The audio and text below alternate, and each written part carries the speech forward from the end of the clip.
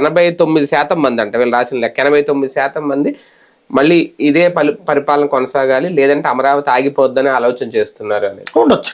అమరావతి విషయం అంటే మొత్తం ఉత్తరాంధ్ర దగ్గర నుంచి ఇటు అనంతపురం, చిత్తూరు వరకు ఉంటుందా? జగన్ వస్తే అమరావతి డిస్టర్బ్ అవుతారు అన్నటువంటి ఫీలింగ్ అయితే బలంగా ఉంది.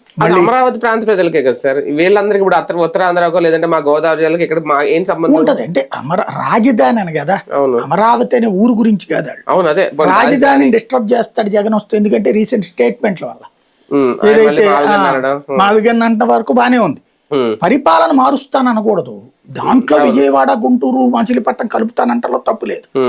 అది వదిలేసేసి ఇప్పుడు 10,000 కోట్ల రూపాయలతో మళ్ళీ నువ్వు మొదటి నుంచి బిగిన్ చేసేది ఏంది ఇక్కడ? అదే కదా, అవసరం లేదు కదా. దాన్ని అట్లుంచి విజయవాడ, గుంటూరు, తెనాలని, మంగళగిరి అన్నిటి కూడా కలుపుతాను, మచిలీపట్నం దాకా కలిపేస్తాను అంటే అయిపోతుంది. అక్కడ ఒక క్లారిటీ లేదు అతనికి.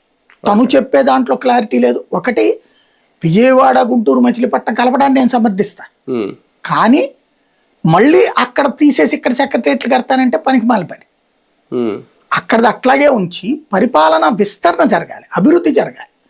ఇప్పుడు హైదరాబాద్లో సెక్రటేరియట్ ఏం మార్చలా, దానికి హైటెక్ సిటీ యాడ్ అయింది, దానికి మియాపూర్ యాడ్ అయింది, దానికి యువతలో ఉన్నటువంటి ప్రాంతాలకు యాడ్ అవుతుంది. తీసుకొచ్చి కలపలేదు.